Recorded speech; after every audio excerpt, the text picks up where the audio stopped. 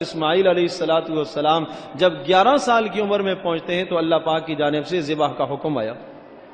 اور غور کریں، بڑے عجیب لطائف ہیں اور بڑے عجیب جو ہے نکتے ہیں اس کلام کے اندر کہ ابراہیم علیہ السلام کو جو اللہ پاک نے تدریجن حکم دیا. ایک صورت یہ ہے براہ راست یوں کہہ دیا جاتا کہ اپنے بیٹے کو ذبح کرو، ایسا نہیں کہا، خواب میں دکھایا.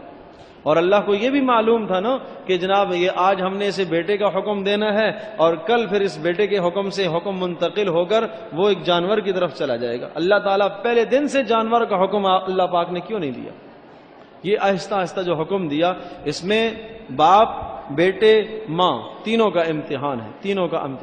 بہت بڑا امتحان ہے، جس امتحان کو اللہ کہے کہ ان ھذا لہو البلاء المبین، اور بہت بڑا امتحان ہے، بلائے عظیم ہے، بہت بڑا امتحان ہے، جس امتحان سے ابراہیم علیہ السلام اور حضرت ہاجر کو اور حضرت اسماعیل کو گزارا گیا. ابراہیم علیہ السلام کا پہلا امتحان لیا، وطن چھڑوا دیا، اپنے وطن کو چھوڑو. دوسرا امتحان لیا، اپنی زبان کو چھوڑ دو. تیسرا امتحان لیا، اپنی قوم کو چھوڑ دو. سب چھوڑ دیا، کس لیے؟ اللہ کی رضا کے لیے. قوم کو چھوڑ دو اللہ کی رضا کے لیے. جس عمل سے اللہ راضی ہو جائے اس عمل کو اختیار کرو. وطن کو چھوڑ دو اللہ کی رضا کے لیے. والدین کو چھوڑ دیا اللہ کی رضا کے لیے. اور پھر چوتھا امتحان اللہ پاک نے یہ لیا کہ اس شیرخوار بچے کو اور بی بی حضرت ہاجر کو وادی غیر ذی زرع میں چھوڑنے کا حکم آ گیا. ان کو بھی یہاں چھوڑ کے چلے جاؤ، جہاں نہ کوئی پانی ہے، نہ کوئی سبزہ ہے، نہ کوئی گھاس ہے، نہ کوئی آدم ذات، انسان کا نہ کوئی حتا پتہ، نام ہی نہیں کسی انسان کا، وہاں چھوڑنے کا حکم دیا. اور اتنا سخت امتحان آیا، حکم دیا کہ چلے جاؤ، پیچھے پلٹ کے نہیں دیکھنا. کہنا بڑا آسان ہے، جانتے نہیں ہیں کہ گھر سے ایک فرد جب سفر پر نکلتا ہے، 1 سال کے لیے 6 ماہ کے لیے جب باہر نکلتا ہے تو گھر میں کیا کوہرام مچا ہوا ہوتا ہے. اور وہاں پر بھی جناب سفر کی یہ صورت، یہاں تو یہ حال ہے کہ اچھا بھائی 6 ماہ کے بعد واپس آ جائیں گے، سال کے بعد آ جائیں گے. اچھا بھائی رابطے تو رہیں گے نا، ٹیلی فون پر رابطہ رہے گا، خط و کتابت سے رابطہ رہے گا. وہاں تو رابطے کی کوئی صورت ہی نہیں ہے. کیا پتہ یہ کب تک حکم ہے، کیا پتہ یہ کتنے دن کا حکم ہے. ابراہیم علیہ السلام جا رہے ہیں، ہاجر نے پیچھے سے آواز دی، کہاں؟ پیچھے پلٹ کے نہیں دیکھا. حکم تھا پیچھے مڑ کے نہیں دیکھنا. پھر پوچھا کہاں جا رہے ہیں، پھر کچھ جواب نہیں دیا. پھر پوچھا کوئی جواب نہیں دیا. پھر حضرت ہاجر کے دل میں خود خیال آیا کہ کیا اللہ کا حکم ہے؟ کہا ہاں اللہ کا. سر ہلایا، اللہ کا حکم ہے. بس پھر اس ہاجر کی استقامت دیکھیے. ظاہر سی بات ہے وہ بھی ایک نبی کی بیوی ہے اور نبی کی ماں ہے اور نبی کے گھر میں جو ہے پرورش پانے والی ہے. تو کیا جواب تھا؟ اچھا اگر اللہ پاک کا حکم ہے تو اللہ پاک مجھے ضائع نہیں کرے گا. آج یہی ایک بھروسہ ایک ماں کا اللہ کی ذات عالی پر ہونا چاہیے. اللہ کی ذات عالی پر یہ بھروسہ ہو، اچھا اللہ مجھے ضائع نہیں کرے گا، اللہ مجھے برباد نہیں کرے گا. تو عقیدے کی آج بڑی کمزوری ہے. حضرت ابراہیم علیہ السلام، حضرت اسماعیل علیہ السلام کی یاد ہر سال جو منائی جاتی ہے اور ہر سال قربانیاں کیوں آتی ہیں؟ تاکہ ایک ماں وہ عقیدہ اپنے اندر پیدا کرے، ایک بیٹا اپنے اندر وہ عقیدہ پیدا کرے، ایک باپ اپنے اندر وہ عقیدہ پیدا کرے کہ ابراہیم علیہ السلام کو حکم آیا سب کچھ چھوڑنے کا. ہر آدمی قربانی کرتے ہوئے یہ جذبہ دل میں رکھے کہ اگر مجھے یہ سب کچھ چھوڑنے کا حکم آیا میں بھی چھوڑ دوں گا. پھر نہ معلوم کتنا وقت گزر گیا، شیرخوار بچہ ہے، دودھ پی رہا ہے. کتنا بچہ ہوتا ہے دودھ پینے والا؟ اور پھر اس کے بعد جب بچہ جوانی کو پہنچا، 11 سے 13 سال کی عمر کے بیچ کا لفظ ہے، فلما بلغ معه السعی، کہ جب دوڑنے لگے اسماعیل ابراہیم علیہ السلام کے ساتھ، ہر معاملے میں مشاورت میں ساتھ رکھا. اب پھر حکم آیا کہ اسے ذبح کرو. اور ذبح کا حکم بھی عجیب طرح سے اللہ پاک نے دیا.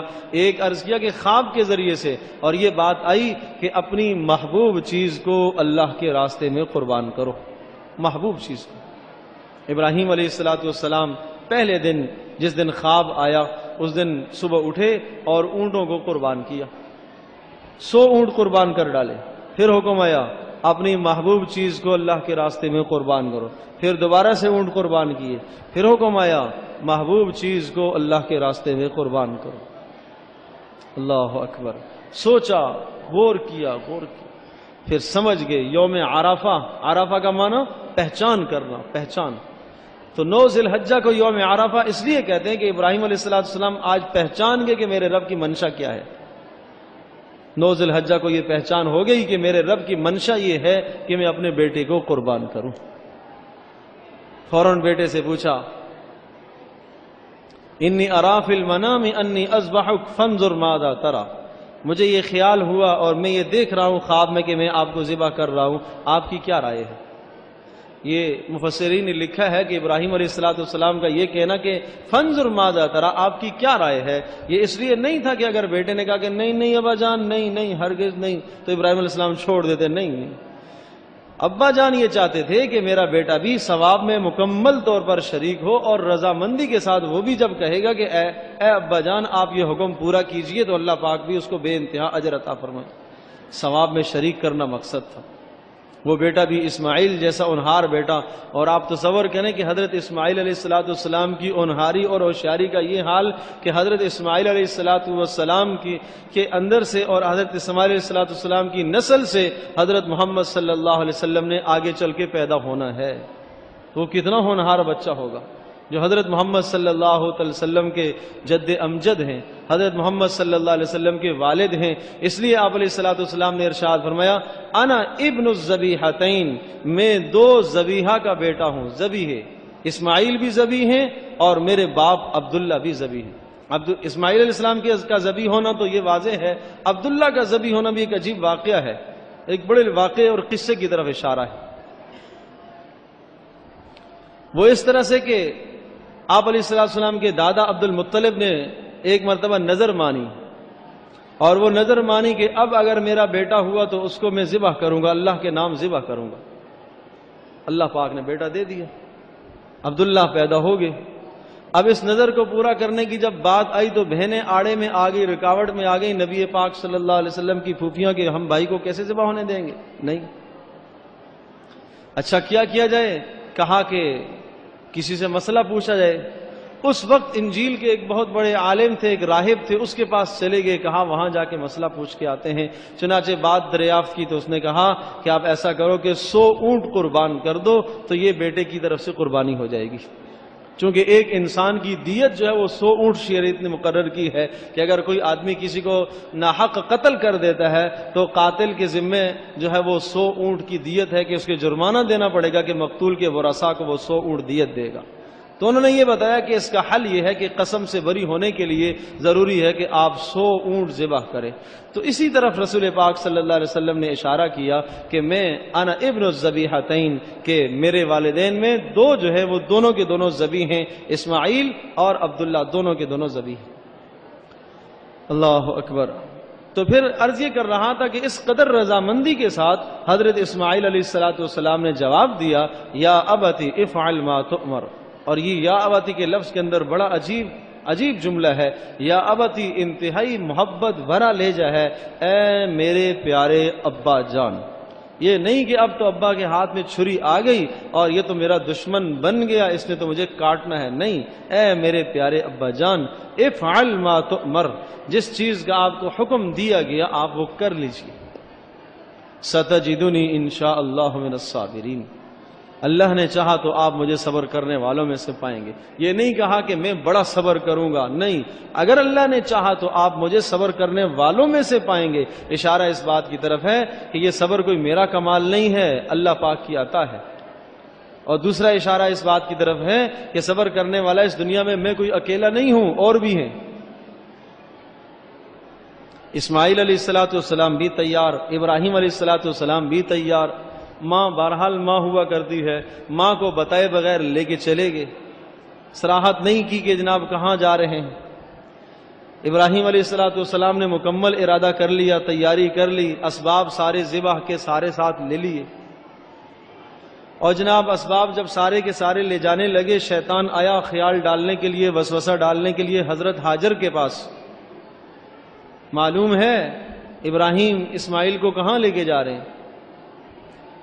کہا والد ہیں، کہیں لے کے جا رہے ہوں گے. کہا نہیں، ذبح کرنے لے جا رہے ہیں. تو ہاجر کا جواب یہ تھا کہ بھلا کوئی باپ اپنے بیٹے کو ذبح کیا کرتا ہے؟ تو پھر شیطان نے کہا کہ نہیں، اللہ کا حکم ہے، اس لیے اللہ کا حکم ہے۔ جب اللہ کا حکم ہے یہ کہا تو پھر حضرت ہاجر نے کہا کہ اچھا پھر ایک اسماعیل نہیں 100 اسماعیل ہوں، اللہ کے نام پر قربان ہو جائیں، کوئی پرواہ نہیں۔ اللہ اکبر، یہ اس ماں کا نظریہ تھا، اس ماں کا عقیدہ تھا۔ آج مائیں دیکھیں کہ اپنے اولادوں کی تربیت ہم نے کیسے کی ہے۔ اول تو خود دین سے دور، اور پھر دوسرا اولادیں بھی دین سے بے حد دور، بے حد دور۔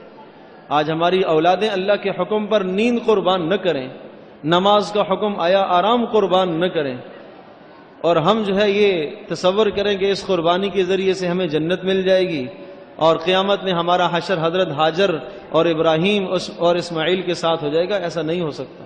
اللہ پاک کے ہاں ضابطہ عدل ہے، انصاف ہے، انہوں نے تو سب کچھ سچ کر کے دکھایا۔ ہم سے جان کا مطالبہ تو دور کی بات، خواہشات ہم نہیں چھوڑ سکتے، نفس کی پیروی ہم نہیں چھوڑ سکتے۔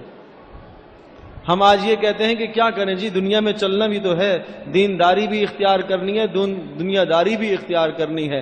آج دنیا داری کا مطلب یہ سمجھا جاتا ہے کہ حلال بھی چلے گا، حرام بھی چلے گا، دونوں کو لے کے چلنا ہے۔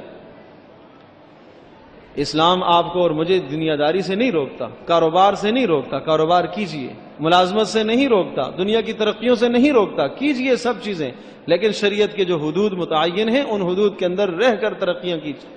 شریعت کے بتائے ہوئے جو حدود ہیں ان حدود کے اندر رہتے ہوئے مال کمائیے۔ اچھی بات ہے، مال کمایا جائے، مال کے اندر زیادتی بھی منع نہیں ہے، زیادہ کمایا جائے، لیکن حلال اور جائز طریقے سے۔